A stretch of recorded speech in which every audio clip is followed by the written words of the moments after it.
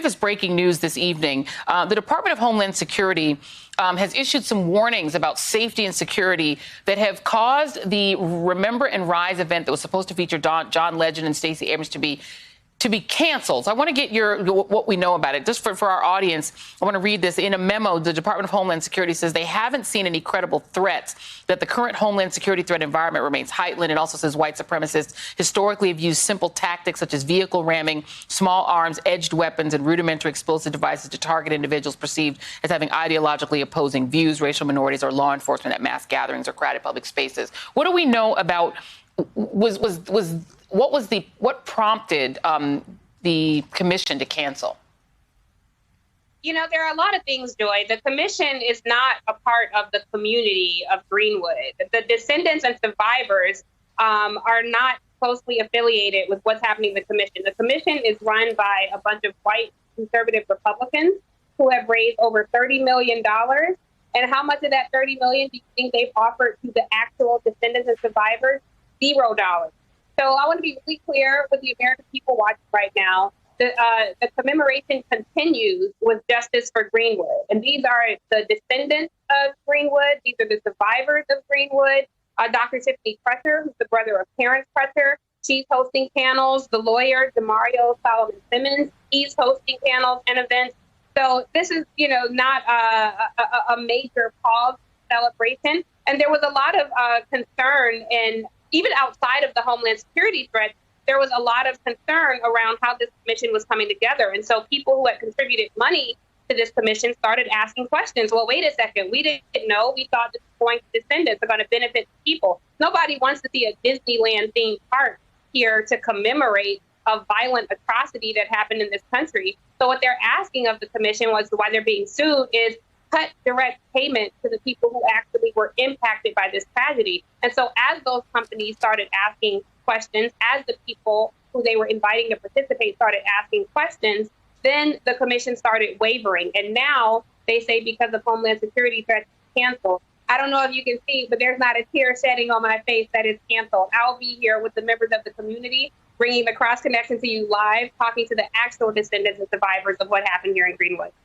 And thank you for that clarification. And we do have Christy Williams, and you are a descendant of a survivor as well. I want to play, Tiffany did an interview with Tiffany Crutcher, who you just mentioned, and talked about this issue of generational wealth. Let me play that clip really quickly. This is cut 3 for my producers. Descendants, what would our lives have been if we weren't robbed of our generational wealth? I often sit back and ponder about that. I ponder about Laurel Stratford, with her great-grandfather having the nicest hotel as a black man in the world. He could have been the Hilton. He could have been Marriott.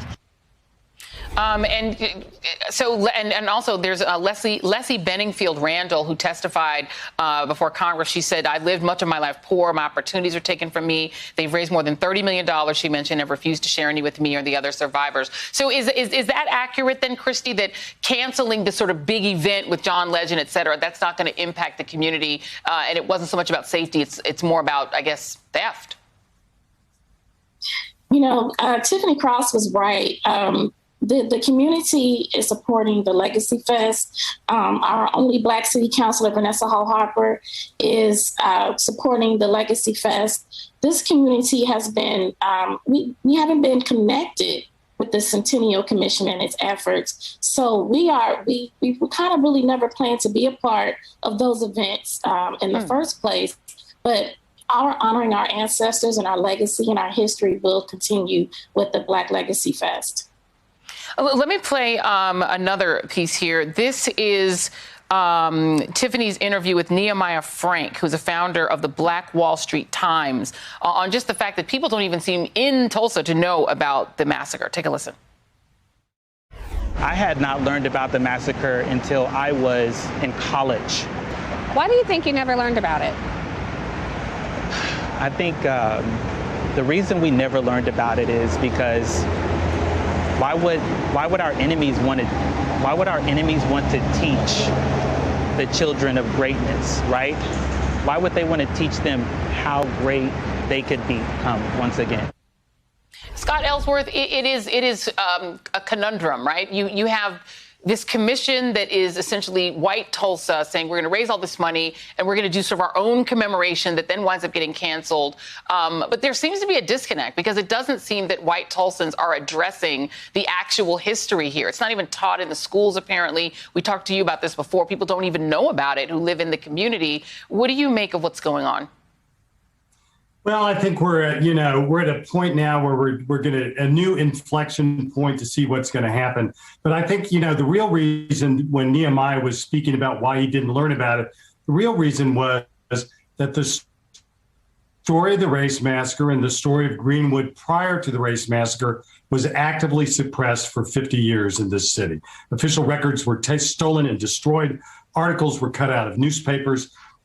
Tulsa's white daily newspapers refused to write about it for more than a half century. People researching it had their lives and their livelihoods threatened.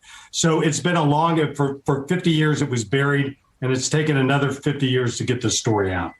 Yeah, and Tiffany, I know that you interviewed the 107-year-old Viola Fletcher, who just seems so lovely and who gave her testimony. She's the oldest living survivor. She was like 7 years old when this happened. Were you able to talk to any white descendants? Because the thing is that the grandchildren and great-grandchildren of the people who burned Greenwood to the ground, presumably some of them are still around, some of them are still alive. I wonder if they must know in their own families that they were a part of this.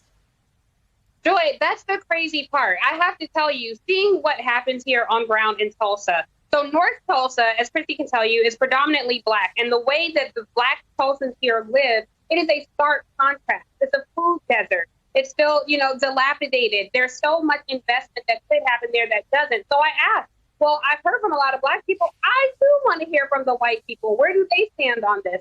And unfortunately, like your other guest just said, a lot of that evidence has been destroyed. And so the descendants of the people who did this are still in power. They still run the city of Tulsa.